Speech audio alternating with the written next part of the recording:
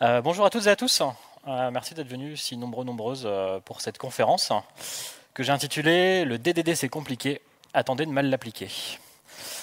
C'est la première fois que je fais cette conférence, donc voilà, je fais mon premier essai avec vous et je suis content de le faire de cette manière-là à Brest-Camp. Moi je m'appelle Nathan Castelin, je suis développeur à la base, j'ai bossé pendant plus de 10 ans dans le développement et je suis encore développeur aujourd'hui, je fais du coaching technique et de la formation. Et je suis aussi cofondateur d'une structure qui s'appelle Shodo à Lille, qui est une ESN craft et militante. Et aujourd'hui, j'ai envie de vous inviter dans un petit bout de mon voyage, de mes 4-5 dernières années dans le métier du développement. Et du coup, je vous invite dans mon voyage vers la destination d'un code qui était centré sur le métier, qui est maintenable, qui est évolutif, qui est souvent une destination vue comme utopique. Et moi, j'ai essayé de prendre ce chemin-là. Et j'ai envie de vous faire ce retour d'expérience-là aujourd'hui. Donc on va parler de mon chemin, je vais vous parler aussi des erreurs que j'ai faites, des choses que je ferais mieux aujourd'hui si je reprenais le même chemin. L'idée de ce talk, c'est de vous partager mes erreurs, c'est d'être un peu honnête vis-à-vis de celles-ci, parce que vous vivrez jamais assez longtemps pour faire toutes les erreurs, donc n'hésitez pas à apprendre de celles des autres, disait Eleanor Roosevelt. Et on va commencer simplement, comment j'ai découvert le DDD. Je me retrouve en 2020 à peu près, je suis déporté sur un tout nouveau projet, je monte une nouvelle équipe, j'embauche de nouvelles personnes, etc., etc. Et à un moment donné, j'ai besoin de faire un petit commit pour sérialiser un objet de mon code pour le stocker en base de données. Moi, je fais du Go, donc désolé pour les gens qui ne comprennent pas, mais le code est très simple. Je fais un petit commit où je rajoute juste des tags JSON sur une structure pour indiquer comment elle se sérialise en JSON pour être stockée dans ma base de données. Et là, une personne que j'ai embauchée et qui bosse avec moi sur le projet me met un petit commentaire qui me dit « Tu ne devrais pas ajouter ça dans le domaine ». Et moi, je suis très content de ce commentaire, mais je ne sais pas quoi faire avec. Je ne sais pas ce qu'est le domaine. Donc moi, je lui dis « Ben si on clique sur « Merge », j'ajoute ça dans le domaine ». Et il me dit « Non ». Et je lui dis « Si ». Et s'ensuit une discussion enflammée où il essaye de m'introduire plein de concepts divers et variés que je ne comprends pas. Et je suis à deux doigts de dire « J'attends que tu finisses ta journée, je clique sur « Merge », tu verras, ça sera prodé ». Donc cette personne, on discute pendant plus de 2 heures sur ce commit. Et il me balance plein de termes. Faut pas mettre ça dans le domaine, attention, c'est des entités machin, faut sortir ça du domaine, c'est pas métier, etc., etc. Donc pendant 2 heures, il me parle de tout ça. Pendant 2 heures, je comprends à peu près ça. Et je suis très content de cette situation, mais ça m'aide pas à valider ou non mon commit. Mais par contre, en m'envoyant plein d'informations comme ça, il attise ma curiosité et il me donne envie de creuser, parce que j'aime pas ne pas comprendre et j'aime pas ne pas être capable de discuter avec quelqu'un sur des sujets. Donc je me lance dans mes premiers pas. J'ai retenu quelques trucs, j'ai retenu DDD, j'ai retenu domaine, j'ai retenu entité. Et donc là, je me lance dans une première étape de compréhension du sujet. Et là, je remercie toutes les conférences en France qui mettent les replays sur YouTube. Je me gave de vidéos en tout genre sur le DDD. Vous en trouverez plein sur Internet. Et vraiment, j'ai l'impression d'être devant une série Netflix, j'arrive pas à arrêter. Il y a toujours la suggestion suivante, l'épisode suivant qui est hyper intéressant. Donc j'encaisse. Et je trouve ça hyper intéressant. Et ce que j'aime bien dans ces conférences, c'est qu'elles commencent toutes avec un point de départ qui est votre code ressemble à ça. Vous avez un plat de spaghettis au quotidien, vous ne savez pas quoi faire avec. Et à chaque fois, ça coche toutes les cases de mon quotidien. Je m'y retrouve vraiment. Je commence à comprendre le terme de code smell, donc des petits patterns dans votre code que vous pouvez reconnaître et qui ne sentent pas très bons. Je découvre un peu les termes de rigidité, de fragilité, d'immobilité et de viscosité de code. Je vais prendre un peu de temps pour les décrire quand même. Quand on parle de rigidité, c'est que du code est difficile à modifier, même pour des changements très simples. Vous voulez introduire une petite feature, vous voulez changer une petite chose, et en fait ça entraîne une cascade de changements dans tout votre code. Et ce qui devait prendre une journée de taf ou une demi-journée de taf se transforme en une semaine de galère. Et donc le résultat de la rigidité, c'est que les équipes ont du mal à toucher au code. Les managers finissent par interdire les refactos parce que ça prend trop de temps, c'est trop dangereux. La fragilité, c'est un peu proche de la rigidité. C'est le fait que quand je vais faire un petit changement, ça va casser ailleurs. C'est encore pire. C'est au-delà d'avoir des réactions en chaîne dans le code, je vais casser à des endroits inconnus et inattendus. Donc à chaque fois que je fais une modification dans mon code, je lance des dés. Et si le résultat est positif, j'ai rien cassé. Si le résultat est négatif, j'ai cassé des trucs. Et souvent, je me rends compte à la mise en prod. L'immobilité, c'est que le code est beaucoup trop couplé. C'est que tout est trop dépendant pour être facilement réutilisable. Et donc, vous avez un nouveau besoin. Vous savez que quelqu'un a déjà codé à peu près ce qu'il vous faut, mais le réutiliser, c'est beaucoup trop compliqué. Donc, vous allez copier-coller et redémarrer une nouvelle fonction avec à peu près le même code. Et enfin, la viscosité, c'est que souvent, même quand vous avez plein de bonnes intentions et que vous essayez de mettre en place des designs dans votre code, des formes d'architecture, etc., en fait, ça va être plus facile pour quelqu'un qui passe après vous de mal faire, de bidouiller, que de suivre le pattern, parce que le pattern est compliqué, parce qu'il n'est pas forcément compris, parce qu'il est mal implémenté. Et tout ça, tous ces mots-clés, tous ces concepts-là, c'est des choses que je vivais au quotidien dans mon équipe. Et aussi, une des promesses du DDD, c'était vraiment de réussir à se centrer sur le métier. Moi, j'avais un problème que tous mes scopes métiers étaient un peu mélangés. C'était perdu au milieu des concepts techniques, donc je mélangeais très fortement mon métier à la technique. Et j'étais un peu perdu dans tout ça. Et le DDD est arrivé avec une promesse. On aligne mieux le code sur le métier, on sépare mieux les scopes et les responsabilités d'une équipe, donc on est capable au sein d'une même équipe d'identifier les différents scopes, les différents domaines, les différents contextes, de modéliser la complexité là où ça compte, donc de s'intéresser vraiment à la valeur, de créer un langage commun entre les techs et les équipes métiers, de parler des mêmes choses, de concevoir un système évolutif, compréhensible, centré sur la valeur, et évidemment séparer le métier de la technique. Et moi, cette promesse-là, elle me parlait beaucoup parce qu'elle corrigeait beaucoup de choses de mon quotidien dans mon équipe. Et un grand sage a un jour dit, même problème, même solution. Donc si tous les gens parlaient de ces problèmes-là et apportaient la solution du DDD, vu que j'avais les mêmes problèmes, je pouvais appliquer la même solution. Donc j'ai commencé à réfléchir un peu sur comment démarrer et comment faire mes premiers pas sur le DDD. Une chose était sûre, c'est que je manquais de connaissances, donc j'allais continuer à acquérir des connaissances et à les mettre en application. Et il fallait aussi que je fasse découvrir le DDD à mon équipe. Je n'étais pas tout seul sur mon projet, on était une équipe de 8. Et donc il fallait vraiment que j'arrive à introduire le concept à toute l'équipe. Donc pour introduire le concept, j'ai fait quelque chose de très simple. Vu que j'avais lu et vu des dizaines et dizaines de vidéos et des dizaines de livres à droite à gauche, j'ai envoyé un petit mail à l'équipe. Je leur ai dit « Coucou l'équipe, j'ai découvert un truc de ouf, ça s'appelle le DDD. » Donc voilà une dizaine de vidéos à regarder, voilà 3-4 livres hyper intéressants. N'hésitez pas à les lire et revenez vers moi quand vous aurez tout compris. Parce que si le DDD avait été hyper contagieux chez moi, si ça avait vraiment attisé ma curiosité, si ça avait levé vraiment... ça faisait très longtemps, ça faisait des années que j'avais plus passé du temps en tout cas sur l'informatique en dehors de mes heures de travail par exemple. Donc si ça avait été contagieux pour moi, ça devait l'être aussi pour eux. Finalement, on partageait la même équipe, on partageait les mêmes problèmes. Et pour prouver à l'équipe que c'était mieux, j'ai fait un POC dans mon coin. J'ai gratté du temps entre mes sprints, j'ai gratté du temps entre mes tickets, j'ai bidouillé des trucs, j'ai compris des concepts et je me suis dit, tous les concepts que je comprends, je vais prendre une feature de mon code et je vais la recoder from scratch avec tout ce que j'ai compris du DDD. L'idée, c'est de prouver à l'équipe avec vraiment une code base, un code sur lequel on pourrait discuter, que ça allait vraiment nous changer la vie. J'avais évidemment pas tout compris au DDD, donc je m'étais arrêté au concept que j'avais compris. Donc je m'étais arrêté au value object, c'était un concept assez simple, je vais vous le présenter juste après. J'avais regardé un peu les entités, c'était bien, et j'avais vu évidemment l'importance du domaine, l'importance du code métier séparé du code technique. Il y avait plein d'autres concepts qui existaient dans le DDD que je lisais à droite à gauche, que je découvrais, mais que je ne comprenais pas bien et que je n'arrivais pas à mettre en application. J'en parlais tout à l'heure, je fais du Go. Le Go, il n'y a pas beaucoup de ressources sur le langage, il y a très peu de ressources avec des approches DDD. Donc à chaque fois que je voyais des approches autour du Java ou autre, par exemple, je n'arrivais pas à les appliquer sur du Go et je me disais que probablement que mon langage n'est pas hyper adapté à faire du DDD. Mais j'ai quand même des concepts que je peux importer. Et donc les value objects, par exemple, c'est un des premiers concepts que j'ai mis en place. Le concept des value objects dans du code, c'est globalement des objets, des objets qui n'ont pas d'identité propre.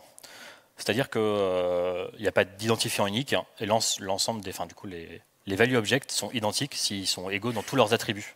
Avec un petit exemple ici, j'ai un prix. Un prix est défini par un montant et une currency. Si j'ai deux prix différents, si le montant n'est pas le même, c'est pas les mêmes prix. Si la currency n'est pas la même, c'est pas le même prix. Donc, mon objet est défini par l'ensemble de ces attributs.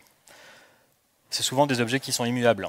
On ne va pas changer. Si je veux changer le prix, je vais créer un nouvel objet avec un nouveau prix. Je ne vais pas modifier un objet existant. C'est des objets qui sont autonomes et auto-validés. Il encapsule ses propres règles métiers, donc je vais pouvoir facilement récupérer des comportements sur une value object parce que c'est encapsulé dans l'objet. Et il ne peut jamais être invalide. Donc là, par exemple, je vois que mon value object aussi, il est réutilisable et composable. Je peux intégrer des value objects au sein de value object pour faire des value objects un peu plus complexes. Là, typiquement, mon prix, eh ben, le montant, c'est un float qui est positif, parce que je ne veux pas des prix négatifs dans mon système. La currency, c'est une value object de currency que je peux maîtriser dans ces valeurs. Les value objects aussi des petites granularités, c'est des objets de petite taille. L'idée, c'est pas d'en faire des objets très complexes, mais plutôt de manipuler plusieurs petites value objects. Et on en parlait, c'est orienté valeur, du coup ça porte fortement la valeur métier du code. Donc ça, c'est un truc que j'avais compris, que j'arrivais facilement à intégrer dans mon système.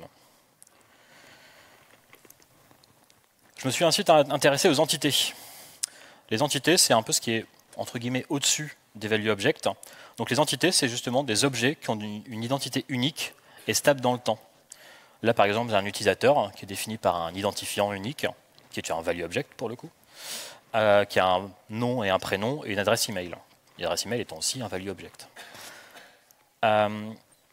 Si demain je me marie et que je décide de prendre le nom de famille de mon ou ma compagne, je change mon nom de famille et pour autant je reste la même personne. Donc mon identité est portée par mon identifiant dans le système, mais pas par tous ses attributs.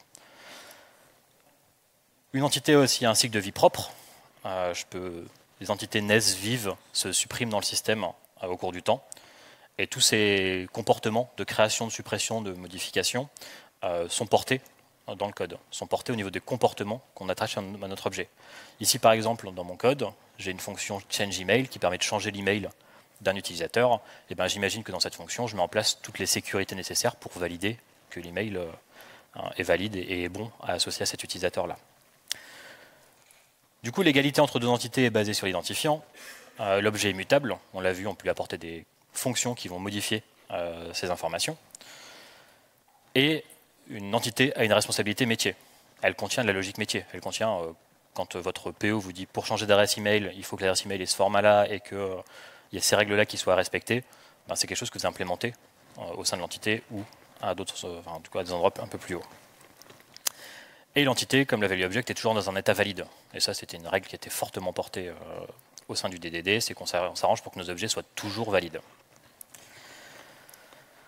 Donc là, j'introduis des value objects, j'introduis des entités, et je commence à me dire, maintenant il ne manque plus qu'une chose, c'est centrer tout mon code autour de la valeur métier, la fameuse valeur métier.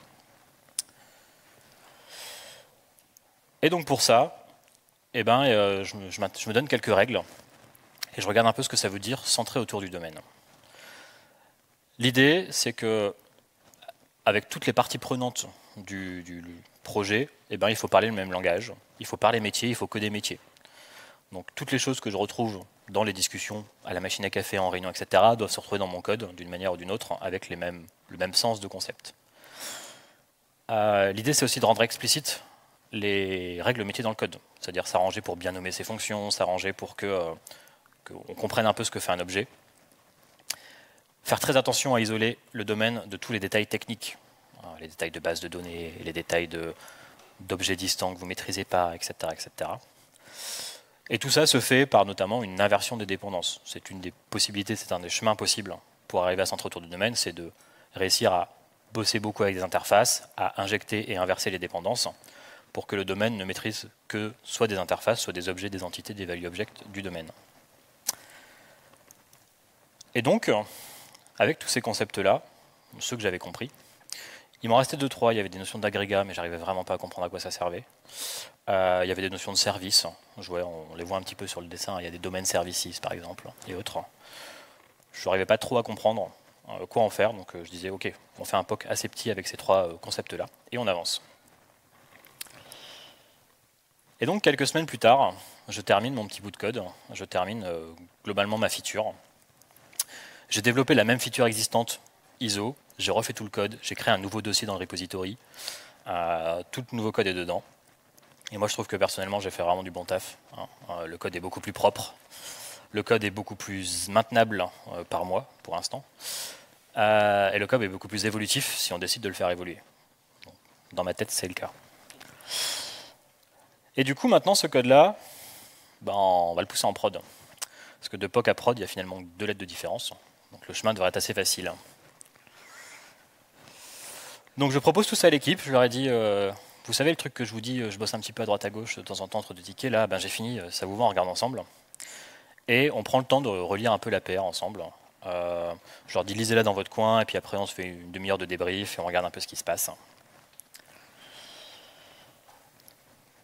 Et donc, passe une semaine, passe 2 semaines, je commence à leur dire, regardez un petit peu, prenez le temps, parce que ce serait cool que ce soit mergé, parce qu'en plus, au moins c'est mergé vite, au plus la feature risque de bouger, je vais devoir la réécrire.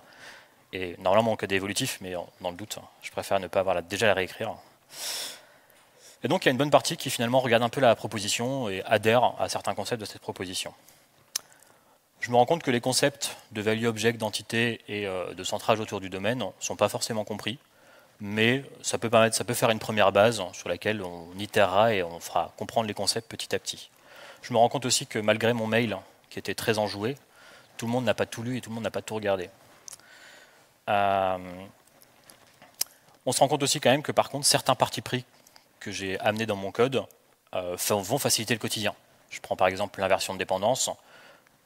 On a pu beaucoup discuter sur le fait que nos tests unitaires étaient beaucoup plus clairs et beaucoup plus centrés sur le comportement qu'ils souhaitent tester depuis qu'on avait inversé les dépendances et qu'on avait séparé un peu ces couches avec cette inversion de dépendance. Il y a encore certaines choses qui bloquent un peu certaines personnes qui sont un peu plus réticentes au sujet du DDD dans l'équipe. Mais je leur dis que, en gros, faites-moi confiance.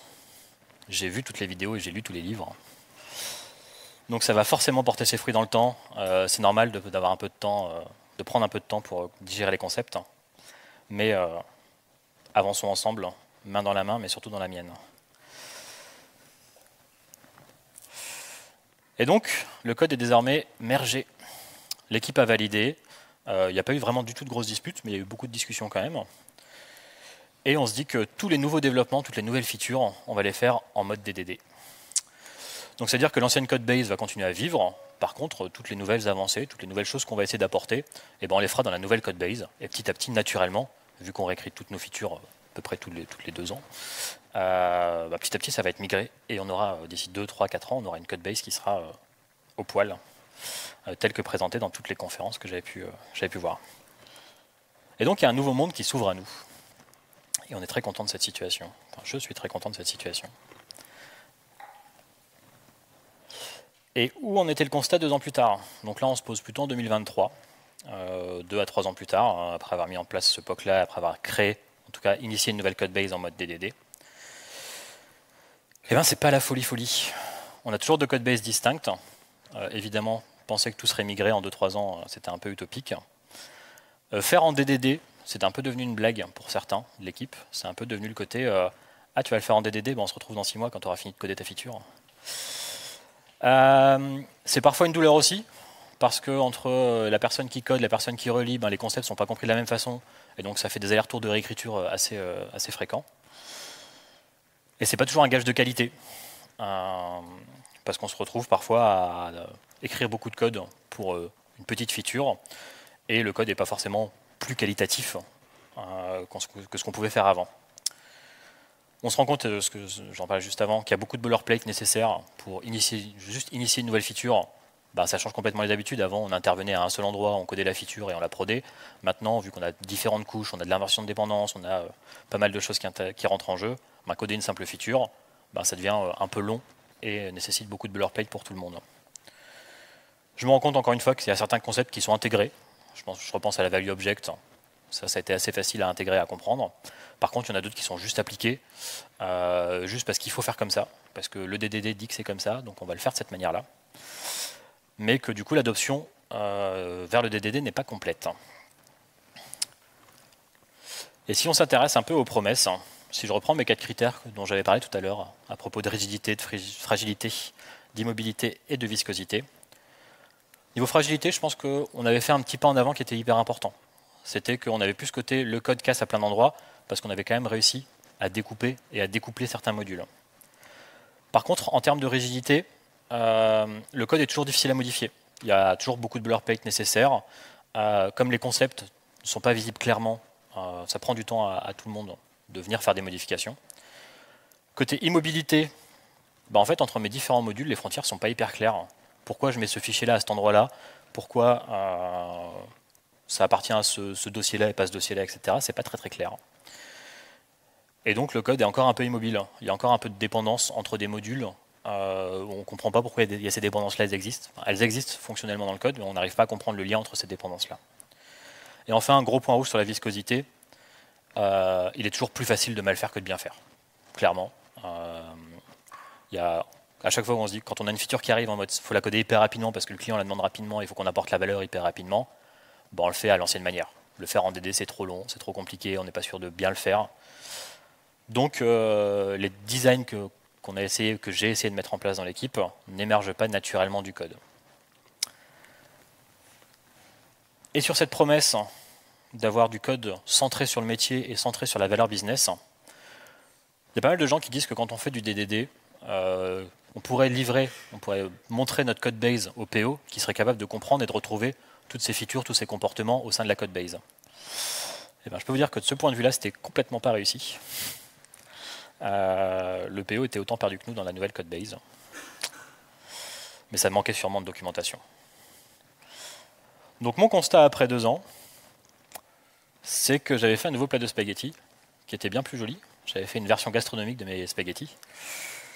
Et j'avais l'impression d'être un peu ce petit rat aussi au-dessus de la tête des gens en train de dire fais ça plutôt comme ça, fais ça plutôt comme ça, sans que les gens puissent comprendre pourquoi on faisait les choses de cette manière-là. Donc les spaghettis étaient un peu meilleurs au quotidien, mais la promesse d'un très bon plat différent d'un plat de spaghettis n'était pas vraiment tenue.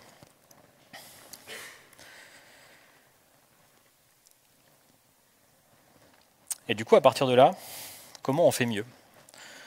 Moi, ce que je vous propose aujourd'hui, les 15-20 dernières minutes de cette conférence, c'est comment j'aurais fait différemment, qu'est-ce que j'ai pensé avoir raté dans cette expérience-là, et si c'était à refaire. Je pense qu'une des premières choses que je ferais, c'est déjà de mieux comprendre. J'ai vraiment consommé l'ensemble de ces vidéos et l'ensemble de ces concepts sur YouTube de la manière que je consomme Netflix, de la manière que je consomme une série en débranchant un peu le cerveau et en ingérant des trucs. Ce qui fait qu'à la sortie, quand j'avais regardé 10 vidéos, j'avais peut-être retenu 10%, 5% des informations, et j'étais pas capable de bien les expliquer non plus. Du coup, j'aurais aimé mieux comprendre, j'aurais aimé mieux prendre le temps.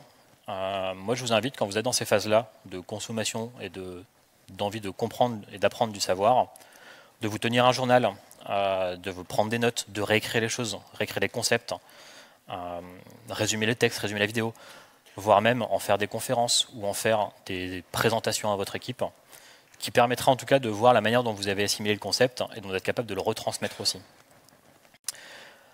La communauté du DDD, elle existe en France, elle existe à l'international. N'hésitez pas à vous rapprocher des gens qui en parlent souvent pour leur demander aussi les bonnes choses à regarder, les bons livres à lire. Évidemment, en demandant à plusieurs sources différentes, plusieurs personnes différentes, mais ça vous évitera aussi de vous perdre dans des ressources qui sont moins utiles ou qui sont moins pertinentes sur le sujet du DDD. Donc j'aurais aimé beaucoup mieux comprendre et mieux digérer ce savoir-là.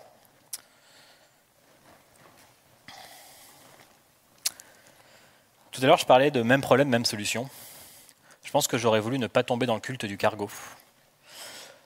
Le culte du cargo disait que l'utilisation d'une solution existante dans un concept qui semble identique ne fournira pas le même résultat. J'ai quelqu'un d'assez connu qui disait donnez-moi la plume du bureau de Victor Hugo et j'écrirai pas forcément Les Misérables. C'est complètement mon cas. Donnez-moi l'ensemble, même jusqu'à la tenue et le chapeau de Victor Hugo. Je suis sûr de ne pas écrire Les Misérables. Et donc globalement, c'est quelque chose qu'on fait souvent dans nos métiers, de se dire que si telle solution, si telle pratique a réussi à tel endroit, elle tombera forcément et elle fonctionnera évidemment dans notre contexte. Sauf que copier des pratiques, copier des outils, utiliser des outils en espérant obtenir les mêmes résultats, sans prendre le temps de comprendre les fondements de ces pratiques-là ou de ces outils-là, c'est probablement ne pas réussir à bien les utiliser ou bien les implémenter. Un de mes exemples que j'aime bien donner là-dessus, c'est les microservices. On a eu une phase où on passait tous en microservices parce que telle boîte ou telle grosse boîte faisait des microservices. Je suis à peu près sûr que 90% des microservices dans le monde de la tech ne sont pas utiles en fonctionnement microservices. Donc, faites attention au cul du cargo, faites attention à la manière dont on peut vous embarquer. Donc j'ai été embarqué aussi sur le fait que si vous avez les mêmes problèmes, les mêmes solutions s'appliquent. Si vous avez les mêmes problèmes, il existe des solutions que vous pouvez envisager, mais qu'il faut remettre dans votre contexte et comprendre votre contexte.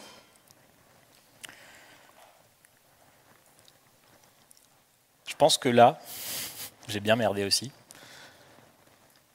Je pense que partager du savoir à l'équipe, c'est quelque chose qui est quand même particulier et que c'est pas parce que je suis tombé dans la marmite du DDD que tout le monde va tomber dedans de la même façon que moi.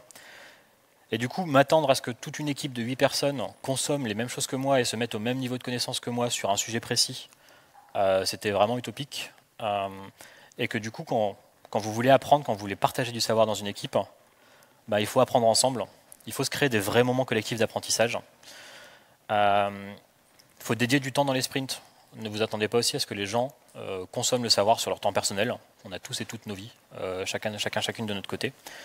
Et du coup, il faut que ce soit du temps de travail où vous partagez ensemble. Et il y a pas mal de méthodes aussi qui existent pour partager le savoir ensemble. Les book clubs, c'est un bon exemple. C'est des pratiques qui mettent plus de temps, évidemment. Vous n'allez pas en une semaine partager un savoir complet dans une équipe. Mais par contre, un book club, c'est quoi? C'est se dire, ok, ce bouquin-là, on sait qu'il est intéressant. Toutes les semaines, on lit un chapitre. On se prend 1 heure pour débriefer du chapitre et pour voir un peu la manière dont chacune a compris le concept qui est introduit dans le chapitre. Et ça crée des vraies dynamiques d'apprentissage collectif. Les cercles tournants. Chaque semaine, une personne arrive avec un sujet qu'elle présente à toute l'équipe. Pendant 1 heure ou 2, vous en discutez. Et la semaine suivante, c'est quelqu'un d'autre avec un autre concept, peut-être autour du DDD.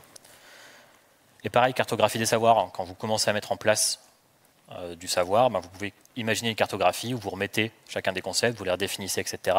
Chacun peut contribuer à cette explication du concept.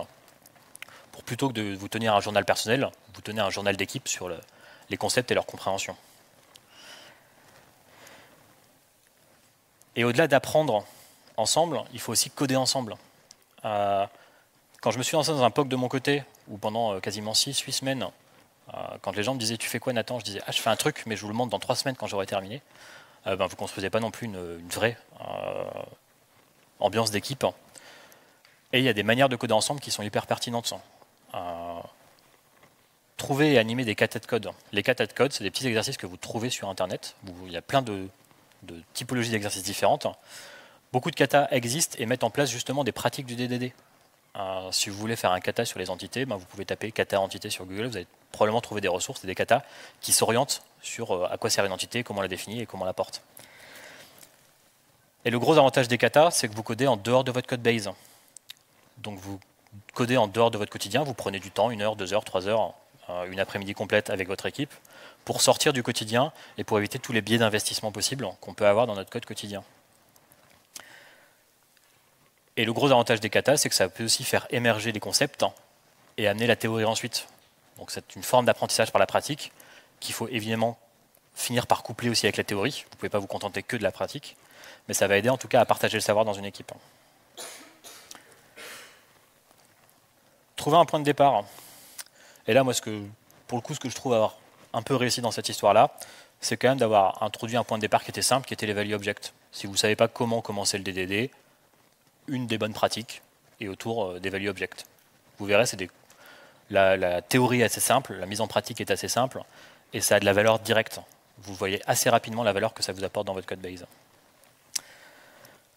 Évidemment, quand vous prenez des points de départ, commencez petit, amenez un concept à la fois, assurez-vous de la compréhension de toute votre équipe sur le concept, ou assurez-vous aussi peut-être de votre mauvaise compréhension du concept. C'est pas parce que vous amenez un concept et que vous le présentez que vous avez forcément raison dans la façon dont vous le présentez et dont vous le comprenez.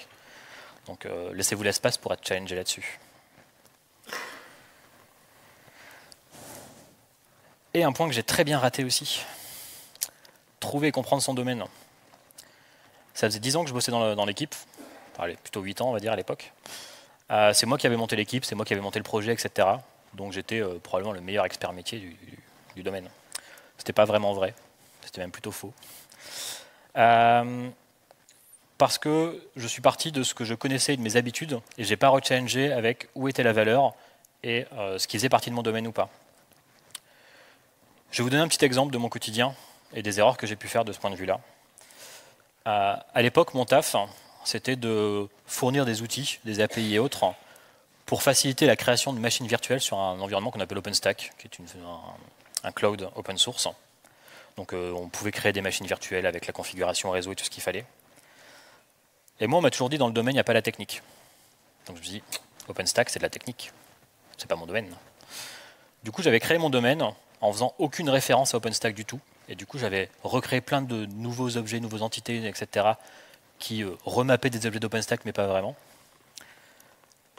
Et en fait, à la réflexion aujourd'hui, si j'avais fait un bon travail, on parle juste après du travail nécessaire pour bien isoler et comprendre son domaine, en fait, OpenStack, c'est pleinement mon domaine. C'est pleinement la valeur. Mon métier dans cette équipe-là, c'était d'industrialiser et de créer un produit à partir de l'OpenStack.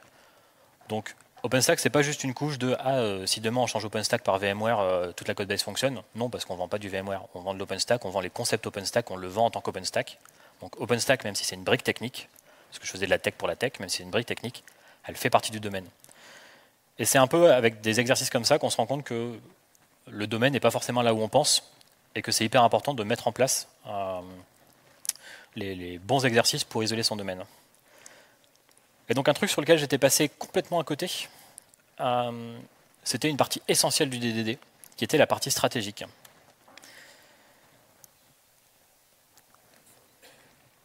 Et le DDD stratégique, c'est en fait pour moi le point de départ aujourd'hui et le bon point de départ de toute une approche DDD. Réfléchir au DDD stratégique, c'est se poser la question du quoi et du où.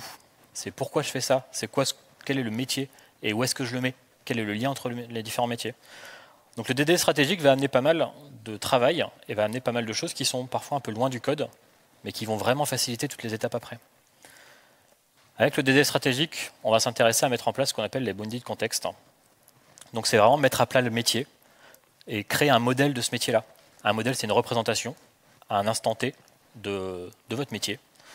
Et c'est une représentation qui est évidemment conceptuelle, qui est partiellement fausse parce que c'est un modèle à un instant T, mais c'est un modèle qui est construit avec l'ensemble des parties prenantes de votre produit, de votre projet. Donc c'est un modèle qu'on crée avec les développeurs, qu'on crée avec les experts métiers. Et donc ça va permettre de définir une frontière claire avec un même vocabulaire et un même modèle métier. Donc voilà. Donc la première étape, c'est que les bounded contexts vont permettre de définir un peu les différents contextes de votre équipe, les différents métiers modélisés et leurs limites. On va permettre aussi d'identifier les sous-domaines. Qu'est-ce qui est le cœur de métier? Qu'est-ce qui est le sous-domaine core? C'est qu'est-ce qui est source de valeur dans mon produit? Qu'est-ce qui amène de la valeur directement au client? On va avoir aussi des sous-domaines qui sont des sous-domaines de support. Quels sont les bouts de code, les concepts qui sont utiles, mais qui ne sont pas différenciants par rapport au marché, qui viennent supporter l'ajout de valeur par rapport à la concurrence. Et enfin aussi les sous-domaines génériques, qui eux sont des sous-domaines standards, qui peuvent être souvent réutilisés ou pris d'ailleurs. Je prends un bon exemple, si votre taf, c'est pas du tout de bosser dans la sécurité, dans l'authentification, si vous avez besoin de O2, vous allez prendre de l'O2 et le consommer tel quel avec une librairie existante. Toute l'authentification, du coup, va être un peu un sous-domaine générique. Il n'apporte pas de la valeur, c'est pas un avantage concurrentiel, mais c'est un standard en tout cas que vous intégrez dans votre projet. Un des trucs hyper importants du DDD stratégique aussi, ça va être d'aligner le langage et le code avec le métier. Que quand vous parlez d'un concept en réunion, à la machine à café, avec vos collègues, avec développeurs, avec les PO, avec les testeurs, etc., vous parlez du même concept.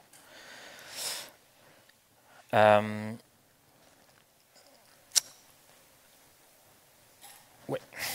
Donc le langage ubiquitaire, ça va être quelque chose qui va être hyper important et qui va poser un peu les bases d'une compréhension commune du métier.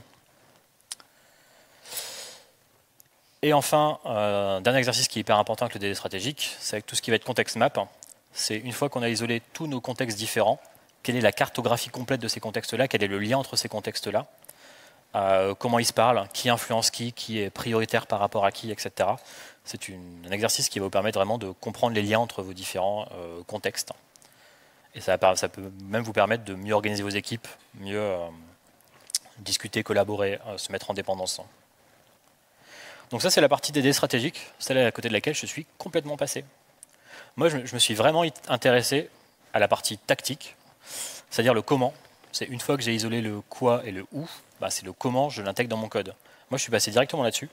Donc finalement, j'ai mis en place des patterns de code sans comprendre ce que j'essayais de modéliser et comment j'essaie de le mettre dans mon code.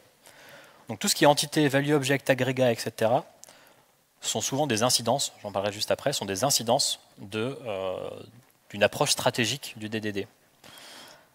Donc c'est pareil, les concepts que j'avais pas trop compris, ce que c'est qu'un agrégat, ce que c'est qu'un domaine service, pourquoi on parle de factory, etc., etc., tous ces concepts-là, en fait, quand vous partez par une approche stratégique, vous allez tomber naturellement dessus et leur compréhension va être beaucoup plus simple. Et du coup, il n'y a globalement pas de tactique sans stratégie. La tactique découle du stratégique. La tactique permet d'identifier et comprendre le problème avant d'essayer d'y apporter une solution. Quand j'ai foncé dans la partie tactique, quand j'ai foncé dans les concepts d'entité, de value object, etc., j'ai essayé d'apporter une solution à un problème que je n'avais pas encore identifié du tout. L'approche stratégique, elle est essentielle. Et c'est là où je veux vous amener aussi par ce talk-là. L'approche stratégique est essentielle pour une bonne approche des DD. Et ce n'est pas vraiment la plus intuitive, parce que vous êtes loin du code. Vous avez l'impression d'être loin du code, mais c'est vraiment pour y arriver beaucoup plus facilement. L'approche stratégique va permettre de bien mieux dérouler la partie tactique, et l'approche stratégique va permettre de rendre explicite aussi l'implicite. Si on reprend l'analogie de la cuisine et du plat de spaghetti que je vous proposais tout à l'heure, vous fournirez le meilleur plat à vos clients si vous êtes sûr de comprendre la liste des ingrédients, si vous êtes sûr que le plat correspond aux attentes du client, que vous comprenez l'intérêt de rajouter tel et tel ingrédient dans la recette, que vous comprenez comment on compose les différents éléments. Je prends le plat de spaghetti, vous faites d'abord cuire des spaghettis, puis vous faites une sauce à côté et vous mélangez les deux. Si vous faites les choses pas dans ce bon ordre-là, ou si vous faites cuire vos spaghettis dans votre sauce, le résultat sera un peu plus hasardeux. Donc c'est un peu cette idée-là. Et ça va permettre aussi de se mettre d'accord sur les concepts. Si dans votre recette de spaghetti il est marqué de rajouter de la crème, comment ça va se passer si quelqu'un rajoute de la crème chantilly? Ça va probablement avoir un goût bien différent que celui attendu. Et donc, toute la partie stratégique va permettre de se mettre d'accord sur ces concepts-là. Quand on parle de crème, ah oui, crème fraîche, ok, crème fraîche 30%, 15%, 5% de matière grasse. C'est toutes des choses que vous allez clarifier avec une approche stratégique. Donc ça va vraiment vous aider à rendre l'implicite explicite. Et le DDD tactique va être une conséquence de tout ce travail qui est fait en amont. On peut bien structurer son code uniquement après avoir clarifié les frontières et avoir du coup défini les rôles et les langages du métier.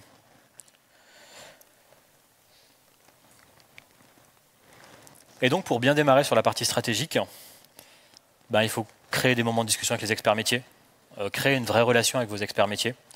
Moi je venais d'un contexte qui était un peu particulier, c'est que moi je faisais de la tech pour la tech, et du coup mes experts métiers étaient quasiment plus souvent les développeurs-développeuses que les PO. Ça reste quand même un travail hyper intéressant parce que vous allez partager le savoir et vous allez du coup mieux trouver votre place en tant que développeur-développeuse, même dans des projets de tech pour tech. Il y a plein d'ateliers qui existent. Là, je vous balance des idées et je vous invite à les creuser. Il y a plein de vidéos YouTube et plein de livres là-dessus, n'hésitez pas. Notamment des ateliers d'eventstorming. Les eventstorming, c'est des ateliers qui vont permettre justement d'aller vers cette compréhension stratégique de votre métier. Du context mapping qui va mettre en place justement cette cartographie de vos contextes et des liens entre vos contextes. Des example mapping qui vont permettre de clarifier les exemples et de partir à partir d'exemples de use case, d'aller creuser et tirer un peu la ficelle de vos concepts. Toute l'idée de la partie stratégique, c'est vraiment de faire émerger l'espace du problème avant de s'intéresser à la solution. Et en tant que tech, on a très souvent envie de foncer sur la solution parce que combien de fois, quand vous êtes en réunion, quand on vous parle d'un truc, vous imaginez déjà une solution technique, une brique technique, une base de données à utiliser, un schéma de table de données même, alors qu'en fait, vous n'avez même peut-être pas bien compris le métier et le concept. Et donc, ces ateliers vont vraiment créer des dynamiques d'équipe très fortes et à plus grande échelle que juste l'équipe de dev.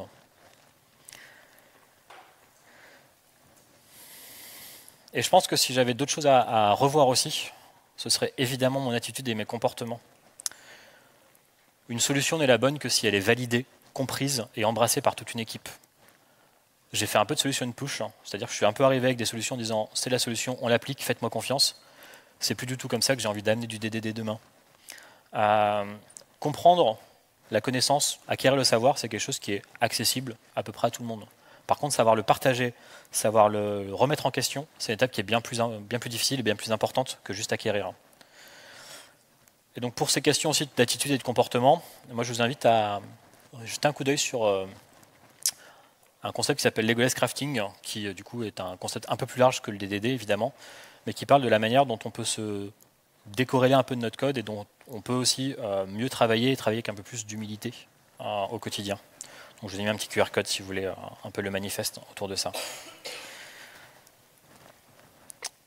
Et enfin, quand j'ai voulu amener le DDD dans mon équipe, j'ai voulu amener un changement profond. Je suis parti d'une code base existante qui avait 8 ans avec des développeurs qui bossaient dessus depuis 6, 7, 8 ans même. Et je voulais arriver à quelque chose de nouveau en disant, vous verrez, c'est mieux. Quand vous faites ce genre de choses, vous amenez un changement profond. Et du coup, ce que j'aurais aimé avoir, et ce sur quoi j'aurais aimé me renseigner, c'est d'avoir une vraie conduite du changement.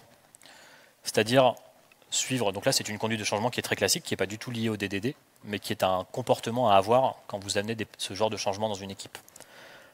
Toujours penser à identifier le besoin, chercher la vision claire, chercher qu'est-ce qu'on cherche à régler comme problème. Parce que moi, ce que j'avais identifié comme problème dans mon quotidien, c'est peut-être pas les mêmes problèmes que le reste de l'équipe, c'est peut-être pas les mêmes problèmes que chacun vit au quotidien. Donc il faut prendre ce temps d'identifier le besoin, de pourquoi on fait ça. Probablement que le DDD n'était pas la bonne réponse à tous les problèmes de l'équipe au moment où je l'ai amené. Impliquer les parties prenantes dès le départ, impliquer tout le monde. Ne faites pas comme moi dans un tunnel pendant 2-3 mois et à la sortie du tunnel, espérez que tout le monde comprenne et tout le monde embrasse ce que vous avez fait. Communiquez régulièrement avec transparence, prenez le temps de le faire, n'attendez pas d'avoir fini pour accrocher les gens dans votre démarche. Mettez en place des actions concrètes et progressives, il faut y aller étape par étape. Point peut-être pour moi le plus important, accompagner, écouter et ajuster au quotidien, ajuster en continu. Probablement qu'on ne serait pas parti sur du DDD aussi fortement vers la fin du projet si j'avais pu écouter et ajuster au quotidien en me disant ok, en fait les problèmes ne sont pas exactement là où je pensais, les solutions sont du coup pas exactement les mêmes, le contexte est différent, donc le DDD n'est peut-être pas la solution au problème de l'équipe encore une fois. Évidemment, mesurer l'impact que vous avez sur la mise en place de nouvelles solutions et ancrer durablement le changement.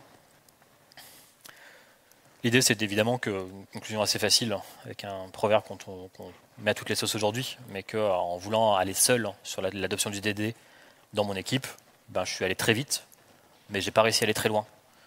Et aujourd'hui, l'équipe je suis plus dans cette équipe-là aujourd'hui, et l'équipe, ça se passe très bien, ils sont très contents, ils ont quand même réussi à retirer des essences de ce qu'on a pu mettre en place, etc. Mais aujourd'hui, je ne dirais pas que l'équipe fait du DDD, je dirais que l'équipe essaye de s'améliorer en continu, et c'est ce qu'on vient chercher en fait. Donc voilà, c'était mon petit Rex, et je vous remercie pour votre attention.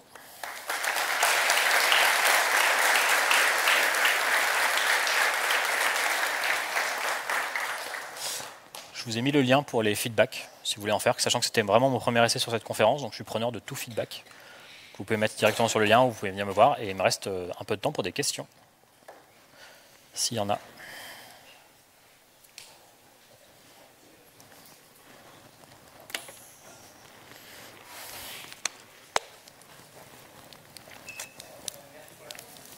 Attends, on t'entend pas.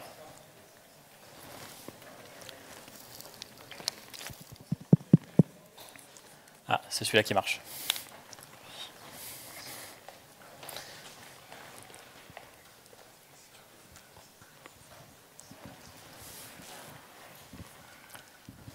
Oui, je disais merci pour la conf. Du coup, tu disais que si tu devais le refaire, tu partirais plutôt sur une approche stratégique. Oui. Mais l'approche stratégique, du coup, elle impose d'onboarder encore plus de monde, pas que les techs, mais vraiment tout le métier, les techs. Et ça, est-ce que ça peut pas être un frein? Parce que du coup, effectivement, tu es parti sur le tactique, mais c'est normal parce que tu te dis, je vais plutôt onboarder mon équipe à moi de dev, ça va leur parler. Alors que le stratégique, du coup, là, il faut vraiment convaincre tout le monde de se lancer dans un nouveau truc, quoi. Ouais, mais si tu passes pas par cette approche-là, tu mettras en place du tactique qui ne répond pas vraiment aux besoins, ou tu prends le risque justement de... tu prends vraiment le risque d'appliquer du tactique là où tu n'en as pas besoin et de mettre dans ton tactique, du coup, de mettre en place des concepts, des contextes, etc., qui ne sont pas ceux de la réalité du métier. Donc ça demande plus de travail, enfin, ça peut être un frein, je comprends ce que tu veux dire. Après, il y a toujours le côté où quand tu vas dire à ton PO, à reste de ton équipe, j'aimerais bien qu'on se prenne du temps ensemble pour s'assurer que les concepts soient les mêmes et soient bien compris, pour être sûr que ce que je vais mettre en prod, c'est ce que tu attends. Je ne connais pas beaucoup de boîtes qui te diront non là-dessus. Après, évidemment, je vous ai balancé des event storming, etc. Quand vous introduisez du DDD stratégique, même par petites gouttes, n'allez pas directement avec on se fait un brainstorming de 4 heures et vous verrez après 4 heures on aura changé le monde. C'est un peu la même façon, allez-y étape par étape, assurez-vous du besoin, trouvez les bons exercices qui correspondent aux besoins. Mais cette approche stratégique, elle est vraiment de comment on s'assure que les experts métiers et les développeurs parlent la même chose et prodent la même chose. Et ça, pour le coup, moi, ça me paraît pas tellement logique à amener que j'y vois pas un frein.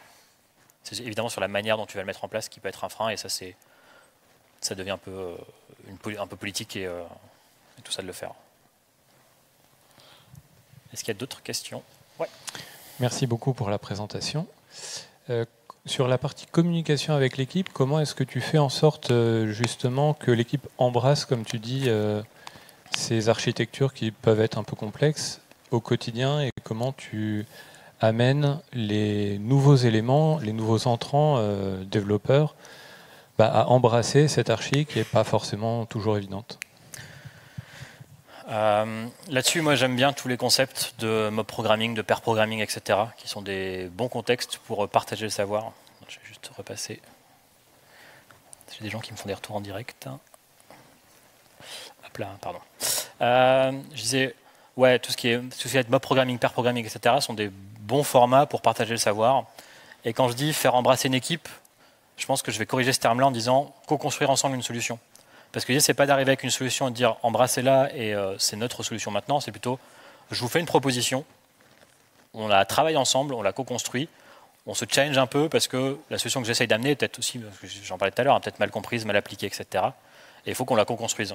Donc, vraiment des formats de partage et de construction de code aussi communes. Et pour moi, le mob est un très bon exemple de ça. Voilà. Est-ce qu'il y a d'autres questions?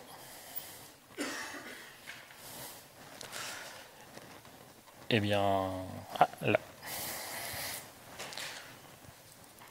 Hello, merci pour la conf. Du coup, peut-être dans ton Rex, ce qui manque, c'est au final quel bilan tu fais maintenant que vous avez quelque chose en DDD? Quel enseignement t'en tires sur les bénéfices que vous avez tirés dans la codebase?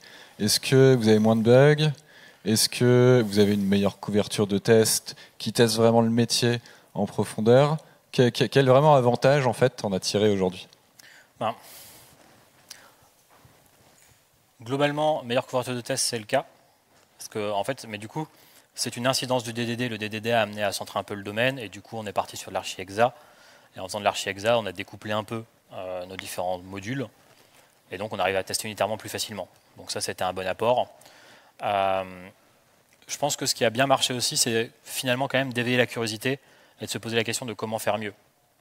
Au niveau de toute l'équipe, en tout cas, on s'est dit, OK, ça nous a permis de mettre en lumière les problèmes qui nous embêtaient au quotidien dans le code, de se rendre compte que le DDD tel qu'on l'appliquait n'était pas forcément la meilleure solution, mais qu'il y avait quand même des solutions à trouver et à faire émerger de ces problèmes-là. Donc je dirais que oui, pour moi les apports, ça a été de justement se reposer ces questions du métier, de se dire que c'est pas parce que ça marche très bien qu'on arrive à proder rapidement, qu'on arrive à apporter la valeur rapidement, etc., qu'on le fait de la bonne manière et qu'on le fait de la manière maintenable. Ça a mis aussi en lumière, et je rejoins la question qu'on a eue juste avant, ça a aussi mis en lumière que quand quelqu'un arrive dans l'équipe, la codebase est tellement spaghettieuse qu'il faut quasiment 4, 5, 6 mois d'onboarding pour que la personne se sente à l'aise de faire une première pull request toute seule. Et ça, pour le coup, le DDD l'a mis en lumière parce qu'on s'est rendu compte que, effectivement, pour amener des concepts, pour amener de la nouveauté dans la codebase, il fallait la présence de telle ou telle personne absolument. Et quand c'était les vacances, ça ralentissait. Donc, le DDD a amené ce côté. On secoue un peu la boîte et on voit ce qu'on peut faire mieux. Voilà. Je ne sais pas si ça répond pleinement à ta question, mais c'est les apports que je retrouve aujourd'hui sur cette démarche. Une question là.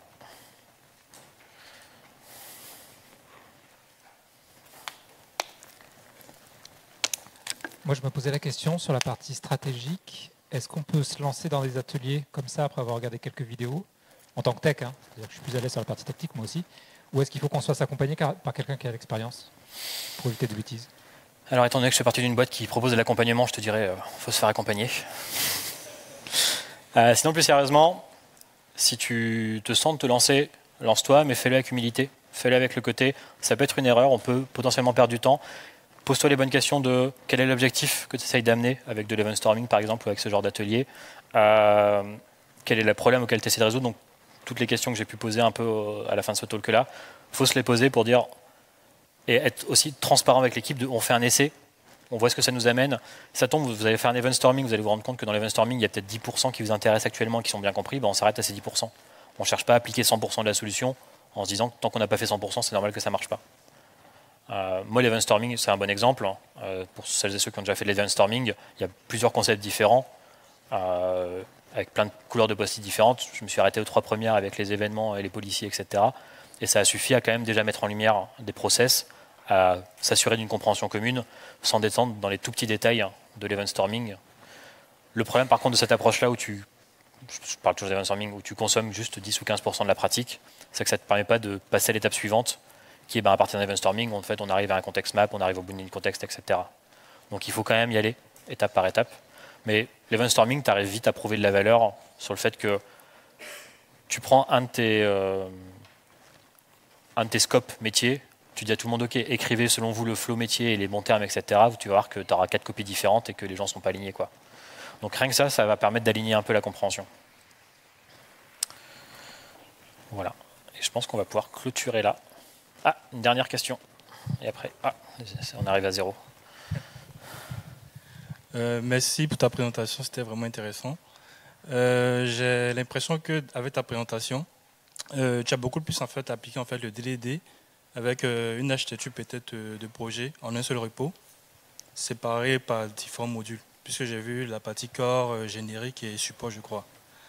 Et du coup, j'aimerais avoir ton retour d'expérience. Est-ce que le DDD est beaucoup plus applicable à ce type en fait de structure de projet, ou c'est beaucoup plus facile en fait de l'appliquer aussi avec des approches microservices? Donc, quel est ton retour d'expérience à ce niveau? J'ai pas entendu la fin de la question, je suis désolé. Je voulais savoir si c'est beaucoup plus facile en fait d'appliquer le DDD avec une architecture, un seul repo séparé en différents modules, ou c'est beaucoup plus quel est ton retour en fait avec le DDD applicable aux microservices? Pour moi, la notion de monorepo ou pas, d'un seul module ou pas, elle se pose pas trop sur l'approche DDD parce que tu peux très bien avoir. En fait, à partir du moment où tu as isolé tes bounded contextes et que tu as mis en place les bonnes pratiques pour les isoler proprement et gérer les interactions entre les contextes, que tous ces contextes-là soient dans le même repo, que ces contextes-là soient dans des repos éclatés, etc., ça pose pas trop de problèmes. Donc, pour moi, en tout cas de la compréhension, moi c'est vrai que j'ai toujours bossé en monorepo jusqu'à présent. Et du coup, c'est à la fois une bonne et une mauvaise pratique, parce que quand tu as tout le code accessible au même endroit, tu as assez facilement envie d'aller tirer des trucs que tu n'as pas le droit de tirer. Le DDD t'aide pour le coup à mettre des contextes, et si tu mets tes bonnes frontières et tes bonnes barrières dans tes contextes, qu'ils soient dans un même repo, dans des repos différents, c'est pas trop un problème. Tant que tu réponds quand même au même domaine métier un peu. Voilà. Et je clôture là-dessus. Merci tout le monde.